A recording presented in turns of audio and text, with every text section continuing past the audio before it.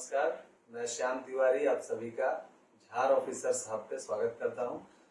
हमारे साथ मेरे दोस्तगण हैं जो कि जेपीएससी सिविल सर्विसेज एग्जाम के काफ़ी पारखी भी हैं। कई बार इन्होंने पीटी मेंस और इंटरव्यू तक भी गए हुए हैं। तो हमारे एक अभी नए मेंबर इस वीडियो में जुड़े जिनका नाम ऋषुराज सर है। तो मैं आपको इनसे इंट्रोडक्शन करा देता हूँ sir. Thank you Shyam ji.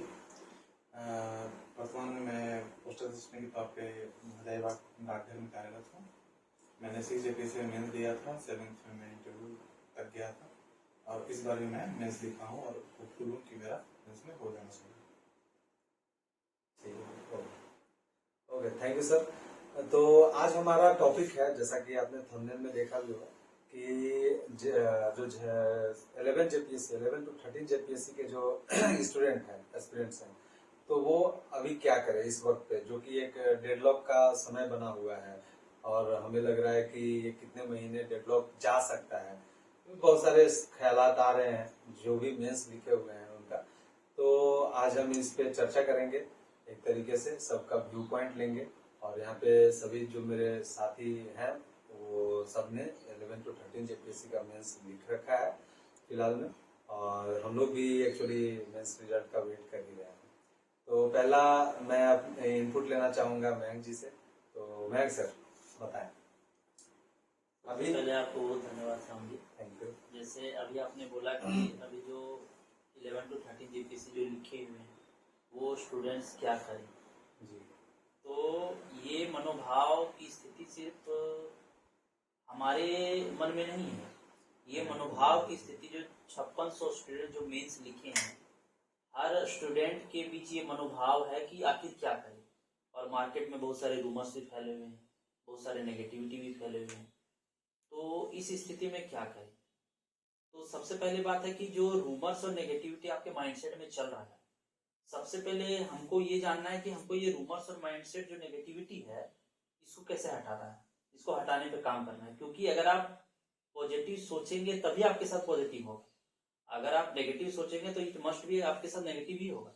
तो सबसे पहले आप पॉजिटिव सोचिए और ये सोचिए कि हाँ होगा तो सिलेक्शन मेरा होगा।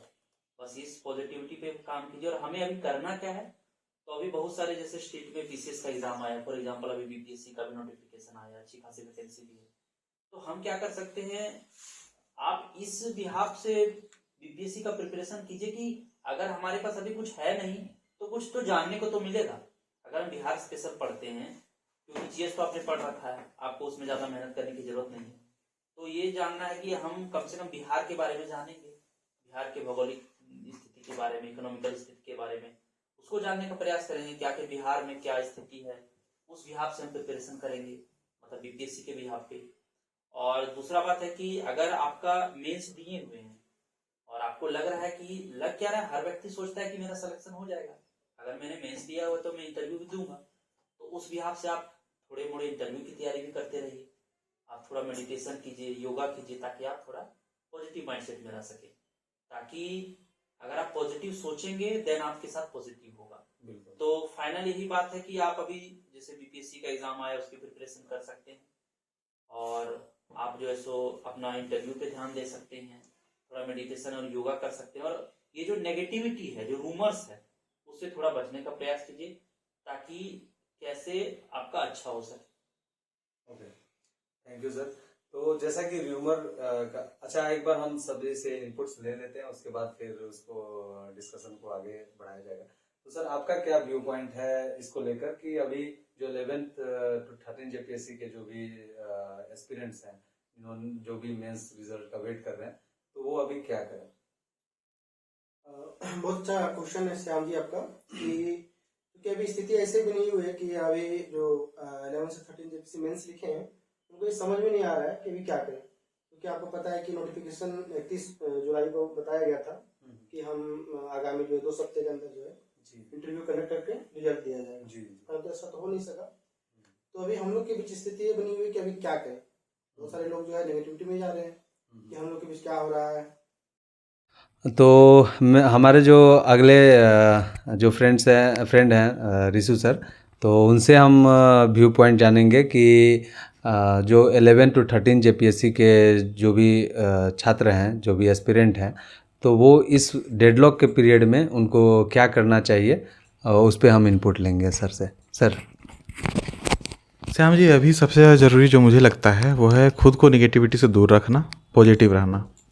और इसके लिए सबसे ज़्यादा ज़रूरी है कि अगर कोई दूसरा एग्ज़ाम है, जैसे कि बीपीएससी अभी बिहार में हो रहा है एग्ज़ाम, तो उसका तैयारी कर सकते हैं। उसके अलावा कुछ अगर उनकी हॉबीज़ हो, चेस, क्रिकेट, फुटबॉल इस तरह का है, तो उसमें इनकलकेट किया जा सकता है। अपने आप को बिजी रखना और निगेटिविटी से बचना इस दौर में सबसे ज़्यादा ज़रूरी यही है। निगेटिविटी और नेगेटिव लोगों को अपने ऊपर हावी ना होने दें, अफवाहों से बचें और कोशिश करें कि किसी न किसी तौर पे इंटरव्यू की भी तैयारी करते रहें, ताकि डिस्ट्रैक्शन से बचें और पॉजिटिव डायरेक्शन में अपने आप को कंटिन्यू करते रहें। ये सबसे ज़्यादा ज़रूरी है अभी। जी जी, थैंक यू सो मच। तो हम व्यू पॉइंट जानेंगे अब संजय सर का, जो हमारे साथ में ही बैठे हुए हैं। तो सर, आपका क्या टेक है कि जो भी हमारे 11 to 13 जेपीएससी के स्टूडेंट हैं, जो भी मेंस लिखे हुए हैं, तो वो अभी इस पीरियड में क्या करें? धन्यवाद श्याम जी, हमको बोलने का मौका दे रहे हैं। सबसे पहले तो अभी जो मेंस दिए हैं 11 to 13 जेपीएससी का, उनको अपने आप को एक व्यस्त रखना है किसी न किसी एक्टिविटी में। जैसे कि आप करंट इवेंट में अपने जो और गतिविधियां होती है, जैसे अपना हॉबी या फिर कहीं जॉब वगैरह कर रहे हैं, तो उस सब में व्यस्त रखें। और पड़ोसी राज्य बिहार में जो बीपीएससी आया है, उसका भी तैयारी करते रहना चाहिए। उसमें देखिएगा तो हमारा जो करंट इवेंट यहाँ पे झारखंड में होगा, वो इंटरव्यू के लिए तो काम आएगा ही, बीपीएससी में भी प्रीलिम्स में अच्छा खासा काम आएगा। प्लस में बीपीएससी का मेंस का देखिएगा सिलेबस, तो उसमें करंट इवेंट का एक अलग सेक्शन ही होता है, जो कि फुल्ली आपके क्या सोचते हैं उन करंट इवेंट के बारे में, उनका एनालिसिस होता है। तो उन सब चीज़ों पे आप ध्यान रखते हुए अपने आप को व्यस्त रख सकते हैं, जिससे आपका झारखंड में भी और बिहार में भी काम आएगा। साथ ही साथ अभी जो रेलवे का भी कुछ फॉर्म आया है, एनटीपीसी, जो अच्छा खासा जॉब है, सीनियर कमर्शियल कम टिकट कलेक्टर, उसमें भी आपका योगदान आएगा करंट इवेंट्स का। उसके बाद आप जीएस तो पढ़े ही हैं, सिविल सर्विसेज का मेंस एग्ज़ाम दे रहे हैं, तो कहीं ना कहीं आप जीएस में आपकी पकड़ अच्छी है, तो उसमें भी आप अच्छा कर ही रहे हैं। यही सब में ध्यान देना चाहिए अभी। Thank you ji. Okay, thank you so much. तो हमारे जो नेक्स्ट फ्रेंड हैं योगेंद्र जी, तो उनसे हम अभी जानेंगे उनका व्यू पॉइंट क्या है कि अभी जो 11 to 13 जेपीएससी के जो एस्पिरेंट हैं, वो इस डेडलॉक के पीरियड में क्या करें। सर, तो आप इनपुट थोड़ा दें अपना। यस सर, धन्यवाद श्याम जी। मैं जो भी 11 जेपीएससी जो सिविल एस्पिरेंट है, जो मेंस लिख चुके हैं, उनका जो क्या बोल दिमाग का जो मनोवृत्ति जो चेंज हुआ है, जैसे जो 31 जुलाई का जो नोटिफिकेशन आया है, उसके बाद भी कुछ कहा गया था, उसमें से कुछ यानी सप्ताह में यानी कमिंग सून में रिजल्ट पब्लिश कर दिया जाएगा। लेकिन 22 तारीख को, जो 22 अगस्त को रिटायरमेंट हो गया, उसके बाद भी नहीं हुआ। लेकिन उसके बावजूद भी जितने भी एस्पायरेंट थे जो मेंस दे चुके हैं, जिनको लग रहा है कि अच्छा मेरा गया है, वो जितने भी कैबिनेट मीटिंग हुए थे वहाँ तक भी अटेंड किए हैं, पूरा सारा कुछ देखे हैं। 2-3 कैबिनेट हुआ है, यानी गवर्नमेंट में आस लगाए जा रहे थे कि यार नियुक्ति हो जाएगा, पॉजिटिव कुछ नहीं हो जाएगा, इलेक्शन से पहले हम लोग को क्लियर हो जाएगा, आचार संहिता से पहले हम लोग को मे बी से ज्वाइनिंग कर दे, ये सब चल रहा था। लेकिन ये सब अंतिम में जब 14 को कैबिनेट होता है, जब ये सब नहीं होता है, तो अंतिम निराशा जो 11 जेपीएससी को एस्पिरेंट थे, तो हाथ लगा अंतिम निराशा। अब जो यहाँ से है, उनकी मनोवृत्ति और यानी लगभग बेचैन जैसा हो रहे हैं। तो इस माहौल में मैं यही कहूँगा कि अभी चुनाव का समय है, तो आप ये ध्यान छोड़ दीजिए कि कौन सरकार आएगा, कौन सरकार बनेगा, क्या करेगा, कि 6 महीना लगाएगा, क्या करेगा, डजेंट मैटर, जो भी बनेगा। अब अध्यक्ष तो ये हमारा कॉन्स्टिट्यूशन बॉडी है, अध्यक्ष तो इसको बनाना ही बनाना है, आज यह बने या कल बने, जिसका भी गवर्नमेंट आए बना के उसके बाद फाइनल प्रक्रिया भी है, पूर्ण होगा। लेकिन जो ये ड्यूरेशन है 1.5 महीना का लमसम में, तो इसमें से आप लोग को मैं यही बोलूँगा कि जिनका जो भी हॉबी है, ग्रेजुएशन में पकड़ है, जो ग्रेजुएशन आपका सब्जेक्ट है, ये सब में पकड़ बनाइए, क्योंकि लगभग इंटरव्यू का जो प्रश्न होता है आपका हॉबी से रिलेटेड होता है, आपका जो ग्रेजुएशन होता है उससे संबंधित होता है, और करेंट भी यानी उससे भी लगभग जो एक्टिविटी होता है झारखंड में जो जो मुद्दे हैं उन पर भी ध्यान देना ज़रूरी है। और एक दूसरे एस्पिरेंट भी ऐसे होते हैं जो ये प्लान बी लेकर भी चलते हैं कि वो सोचते हैं कि चलो अदर स्टेट चाहे कुछ भी दे देता हूँ, तो अभी एक उनके लिए बहुत यानी अच्छा अपॉर्चुनिटी भी है। 13 दिसंबर को बिहार का प्रीलिम्स हो जाएगा, तो मे भी हम लोग का अभी चेयरमैन 13 दिसंबर तक लगभग अपॉइंट हो जाएगा, तो वहाँ तक फोकस करके फिर इंटरव्यू भी दे सकते हैं।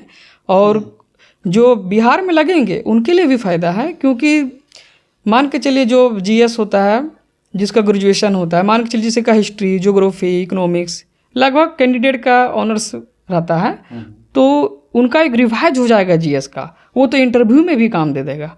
और बिहार के लिए आप करेंट पढ़िएगा तो लगभग मुद्दा को तो आप जानिएगा, समझिएगा, तो उस टाइम आपको एक ब्रशअप जैसा लगेगा कि थोड़ा सा ही कम ही टाइम में, समय में यानी हम कर सकते हैं।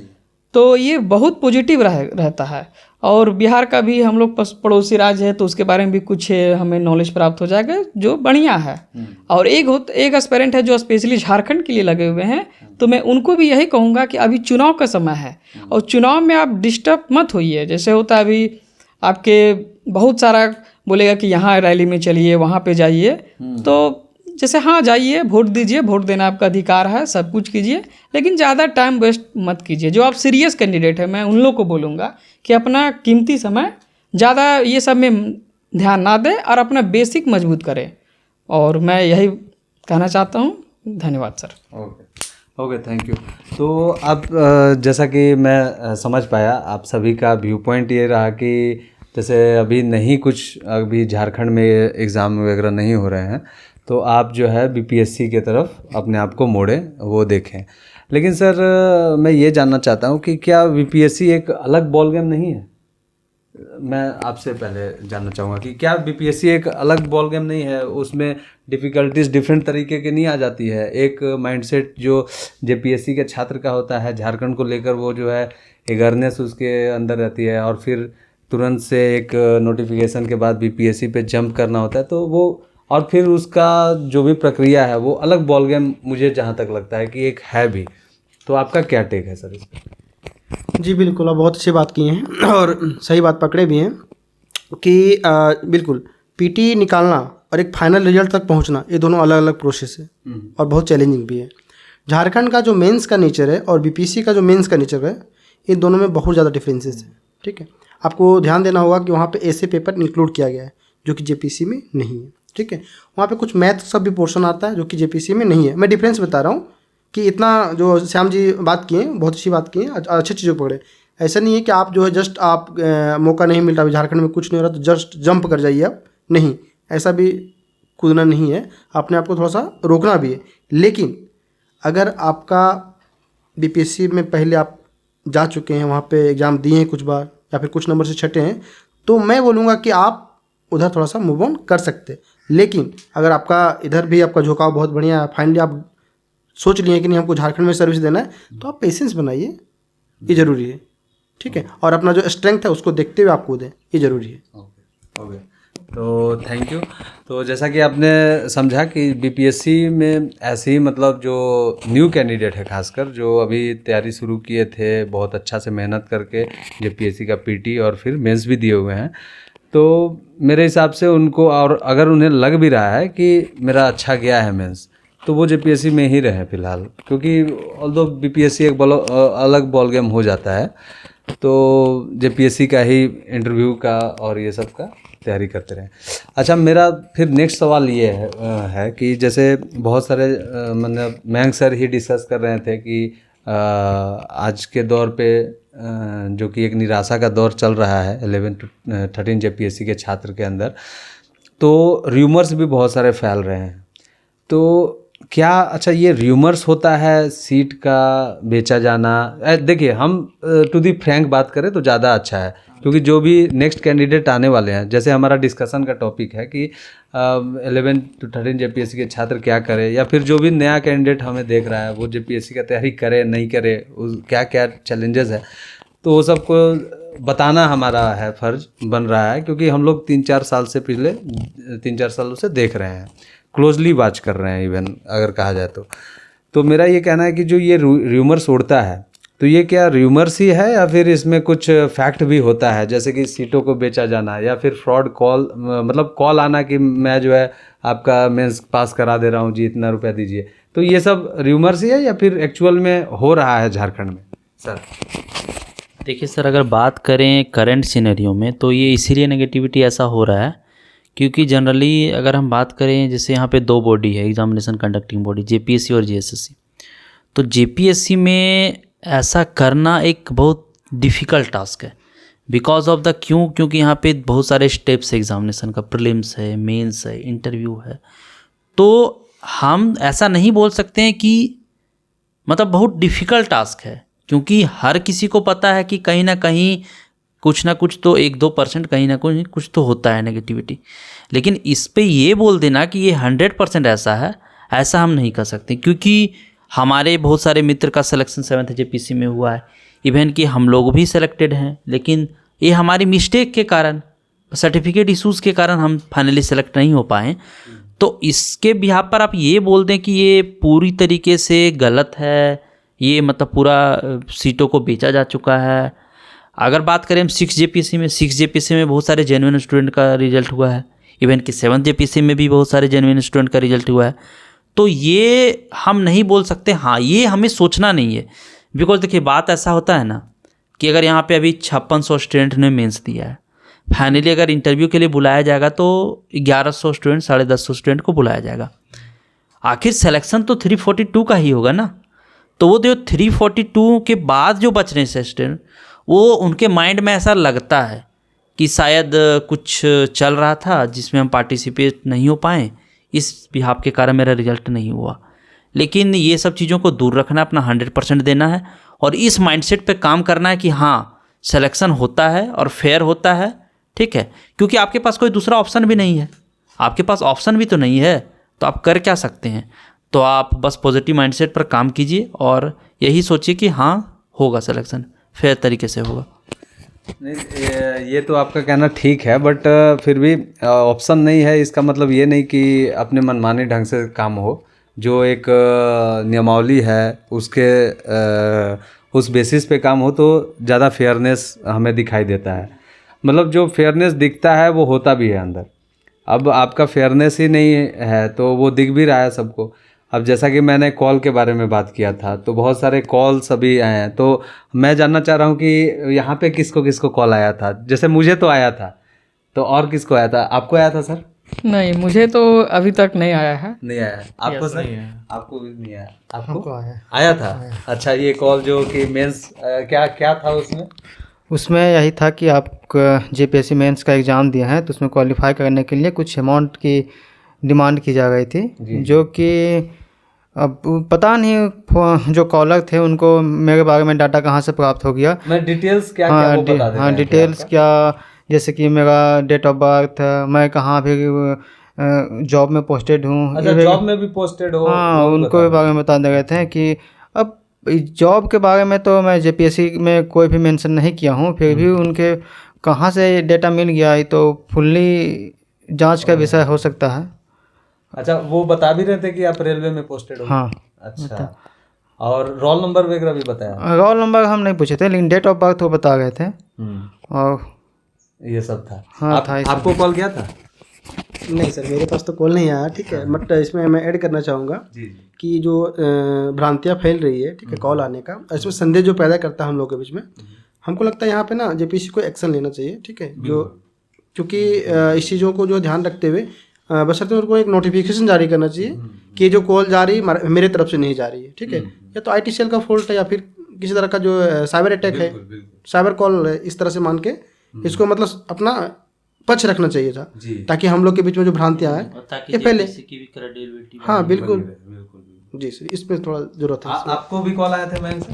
नहीं, मुझे तो कॉल नहीं आया, लेकिन जैसे अभी रोहित सर जी ने बोला कि इवन कम से कम जेपीएससी को एक नोटिफिकेशन दे देना चाहिए कि ये जो कॉल है ये भ्रामक कॉल है, ऐसे चीज़ों से बचें। और इवन कि मैं ये भी बोलूँगा कि जो हम लोग का जो सेकेंड वीक ऑफ अगस्त को जो दिया गया कि आपके सेकेंड वीक ऑफ अगस्त से इंटरव्यू चालू हो जाएगा, इवन कि उसके बिहाफ पे भी एक नोटिफिकेशन जारी कर देना चाहिए आयोग को कि कुछ टेक्निकल प्रॉब्लम या कुछ भी इशूज़ के कारण अभी आपको नेक्स्ट में इंफॉर्मेशन दे दिया जाएगा नोटिफिकेशन के माध्यम से कि सारे प्रोसेस कब होंगे, ताकि जेपीएससी में क्रेडिबिलिटी बनी रहे। बस इन सब चीज़ों के कारण ही जेपीएससी की क्रेडिबिलिटी ख़त्म होती जा रही है। ठीक है, कम से कम इस पर काम करना चाहिए जेपीएससी को, ट्रांसपेरेंसी मेंटेन होना चाहिए। Thank you. अच्छा सर, जैसा कि मैंने बताया भी कि थोड़ा फेयरनेस और हम थोड़ा खुल के लोगों के बीच में हम अपने व्यूज़ को प्रेजेंट करें, तो मैं थोड़ा सर रिशु सर आपसे जानना चाहता हूँ कि क्या जेपीएससी का जो हिस्ट्री रहा है या फिर डिफरेंट अलग पीसीएस भी हैं, तो जो नए कैंडिडेट हैं जो कि अभी आना चाह रहे हैं जेपीएससी को ही मान लीजिए अटेंड करने आना चाह रहे हैं, तो आप मतलब अगर मैं एक ये सवाल पूछना चाह रहा हूँ कि क्या यहाँ पे किथ एंड किन्स, पैरवी, पैसे, मतलब एक थोड़े ही लेवल पे या जो भी है वो चलता है या नहीं चलता है, या जेपीएससी की बात करूँ या अदर पीसीएस की बात करूँ, मैं इस पे आपका सर टेक लेना चाहता हूँ एक बार प्लीज़।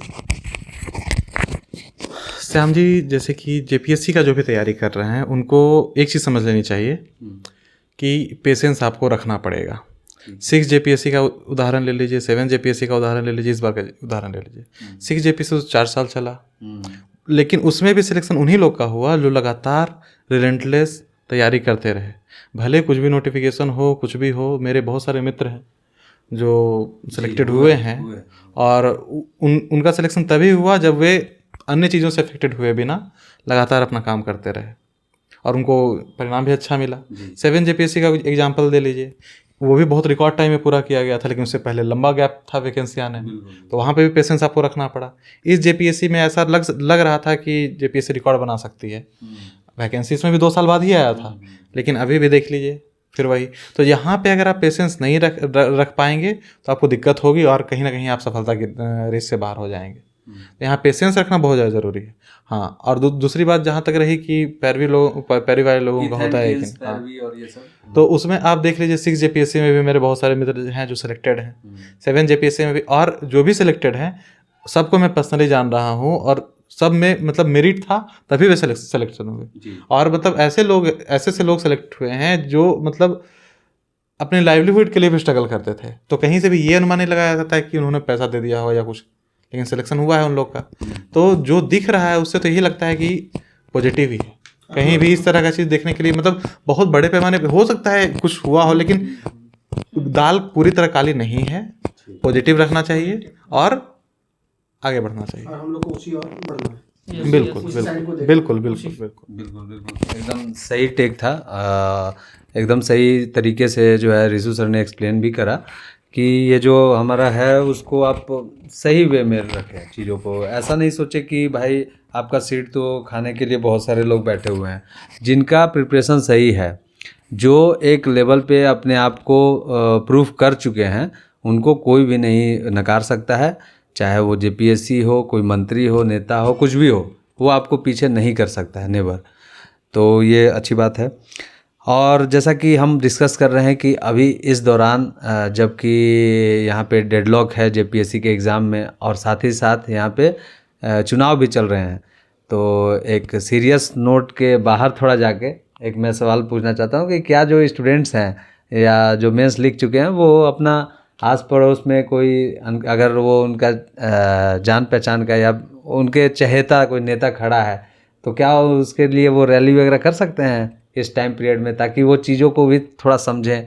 क्योंकि बहुत लोगों को ऐसा होता है, मैंने भी अपने सर्कल में देखा है कि भाई मैं तो एक बार जेपीएससी क्रैक करूँगा, फिर 10 साल 15 साल नौकरी करके और फिर ज्वाइन कर लूँगा पॉलिटिक्स। जैसा कि हम देखे भी एक डीएसपी साहब जो थे, जो गिरिडीह के थे, नवनीत हेम्ब्रम, तो नवनीत हेम्ब्रम सर ने अभी पॉलिटिक्स ज्वाइन किया डीएसपी का पद छोड़ के। तो कई लोगों के मन में ये विचार होता है कि हम ये करें, तो क्या वो कर सकते हैं? अभी आपसे जानना चाहूँगा।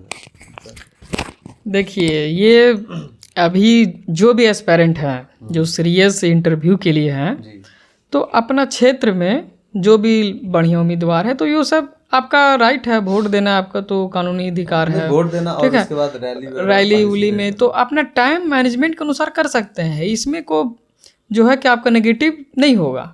जैसे एक लोकतांत्रिक पर्व के जैसा आप एक लोकतांत्रिक जैसे सहभागिता होता है लोकतांत्रिक में, तो अपना अपना सहभागी दीजिए।